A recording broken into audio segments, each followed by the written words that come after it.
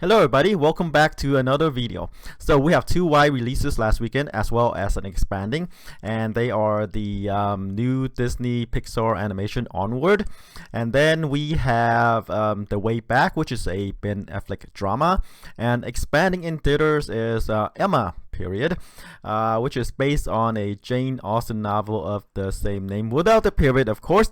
Let's see how those movies did at the box office. Alright, let's jump right in. Coming at number one is, unsurprisingly, Onward. This is a movie that I said could probably open to 50 to 55 million because it is a Pixar animation as well as Disney with, Disney's marketing muscle behind it as well as its resources. Well reviewed, 86% on the tomato meter, A- cinema score. But like I said in the preview, in the previous podcast, I said, this is not as magical as previous animation, and its target audience is more toward the male half of the population, more boys and fathers instead of more encompassing story like like a Toy Story or an Up or a Zootopia, for example, or similar movies, right? This is more like two elf brothers going on a trip to bring back their father, to resurrect their father, and there are bondings between brothers, bonding between father and son.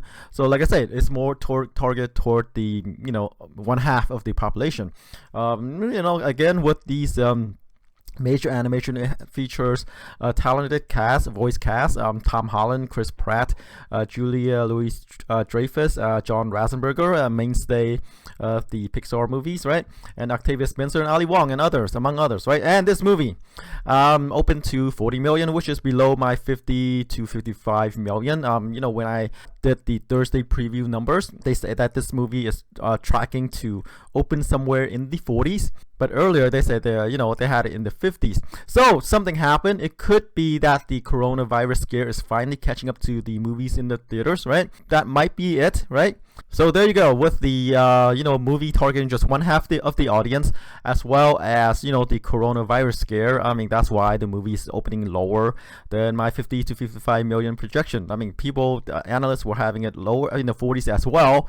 But this is just barely just 40 million, right? These are estimates, by the way. It could be a higher or it could be a bit lower, but just barely meeting the 40 million mark. All right, let's move along to number two, which is The Invisible Man. It's the latest horror movie by Blumhouse production, low budget horror movie. Surprisingly well reviewed, 91% on the tomato meter, B+ cinema score.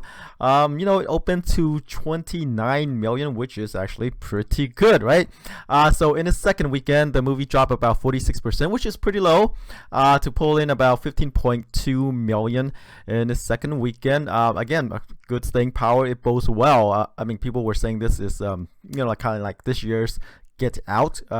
So based on the box office performance, not exactly Get Out, but for a movie that only cost about 7 million to make, it might as well be. Alright, so coming up on number three is The Way Back, which is one of the new releases last weekend, and that is the Ben Affleck drama. It's directed by Gavin O'Connor, who teamed up with Affleck for The Accountant.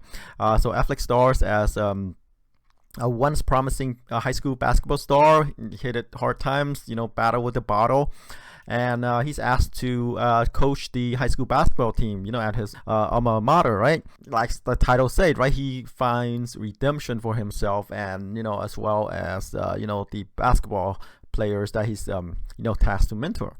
So I said this movie could probably open somewhere in the 10 to 15 million range, but it opened way less than that, 8.5 million. This is a movie that I said could probably open somewhere in the 10 to 15 million mark, but it kind of like 1.5 million short of the lower end of my projection. So it's it's right there, and just like Onward, it could be the coronavirus. People just don't want to be packed in a theater and get infected that way. Reviews wise, it's actually pretty good, 86% on the tomato meter, B+ cinema score. But as I said in my preview, this is a movie that we've seen a million times, except this one stars Ben Affleck. Alright, number four is Sonic the Hedgehog. In its fourth weekend, it dropped about 51% to pull in about 18 million estimates, by the way, right? It lost additional theaters as well. Domestic gross so far is 141 million, and overseas it pulled in an additional 154 million for a worldwide total of 295 million. So it's, closing in the 300 million mark. The budget for this movie is somewhere between 85 to 95 million, depending on, what the real numbers are, but somewhere between there, could be higher, due to them going back to redo Sonic, the look, the model, character model. So reviews wise, it's actually not terrible. About 64% on the tomato meter currently, and a cinema score. So, the target audience liked it. Critics don't hate it. So it survived that terrible first trailer.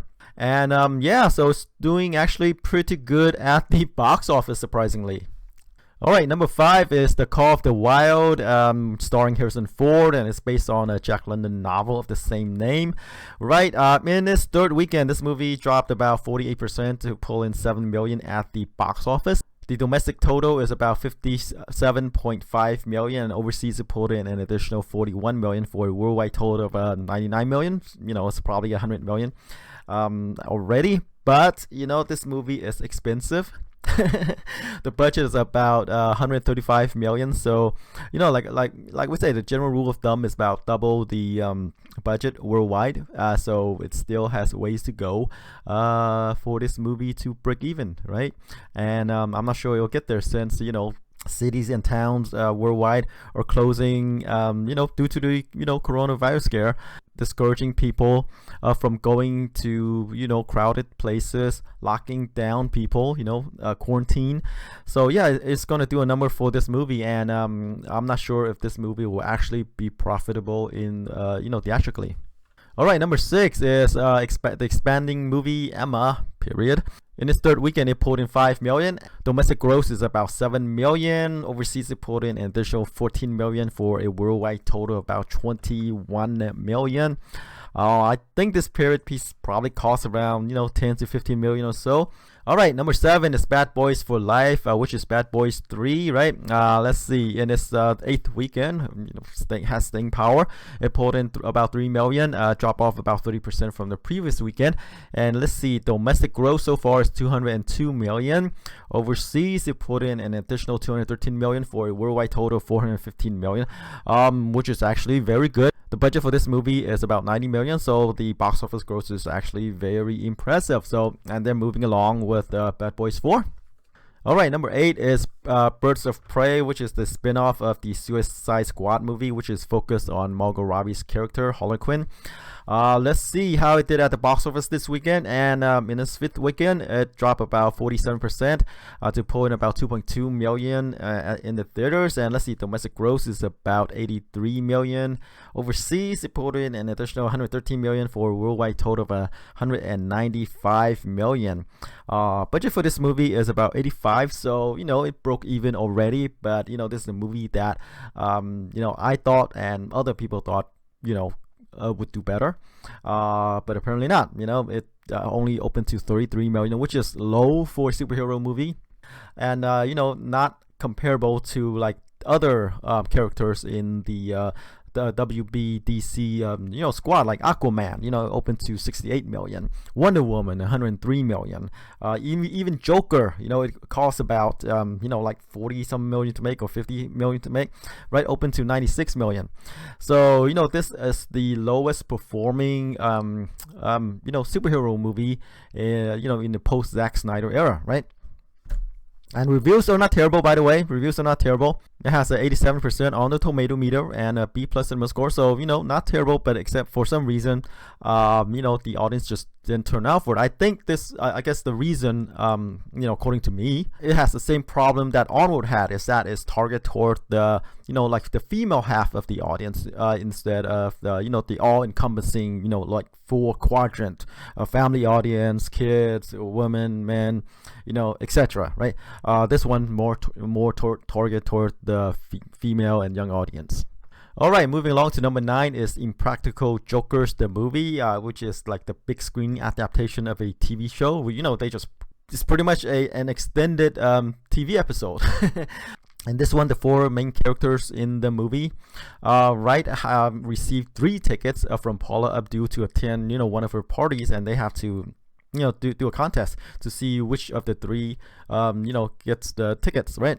As expected, reviews are not good. 25% on the tomato meter. It opened to 2.6 million, and domestic gross so far is about 9.7 million. And I don't think it's gonna open overseas. But as an extension of the TV show that's on the big screen, it's not exactly terrible, since the budget's probably gonna be, just a bit higher, but not that much.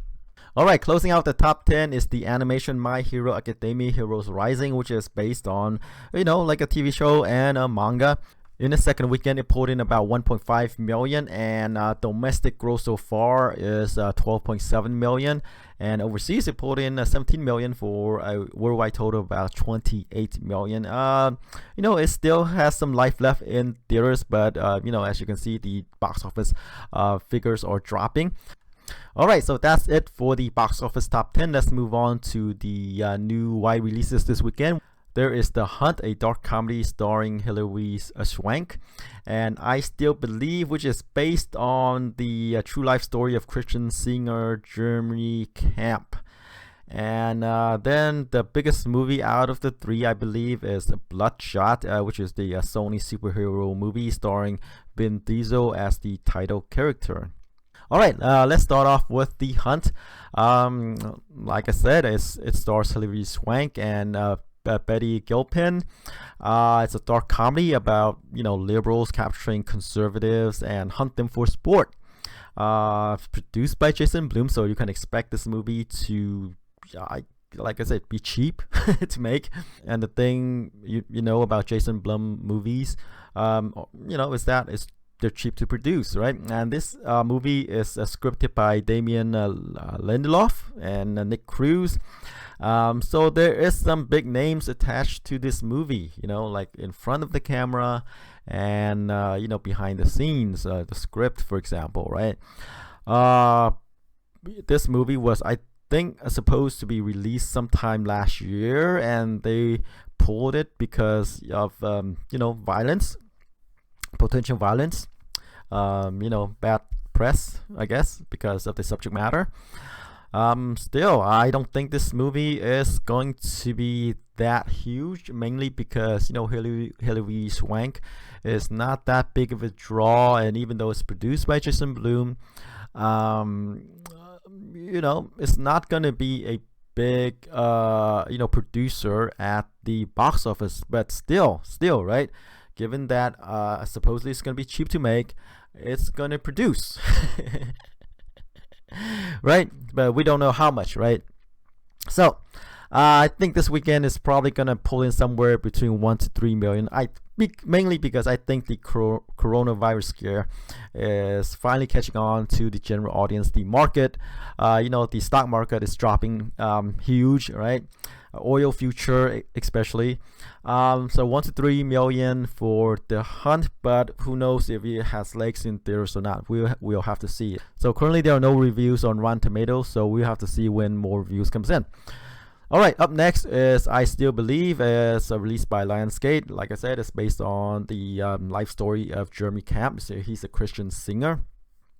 Stars KJ Apa, Britt Robertson, Gary Sinise, and Shania Twain is in here. It's one of these faith-based films. It has its audience. It's probably going to be open to somewhere in the 3 to 5 million range this weekend, mainly because, I guess fans are going to turn out for this. And the target audience for this movie probably aren't that afraid of the virus. So 3 to 5 million for I Still Believe. Alright, finally we have Bloodshot, which is like I said, the biggest movie of the 3.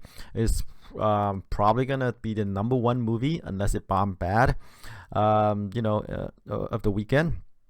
Right, stars Vin Diesel as the title character.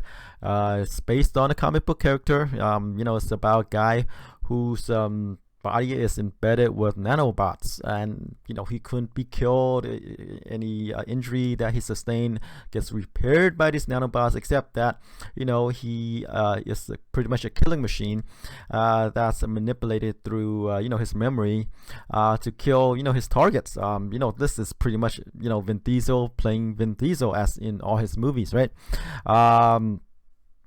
Unfortunately, Vin Diesel is pretty much just Fast and the Furious and Riddick, right? Outside of those two franchise, I don't think he has that he's that big of a draw.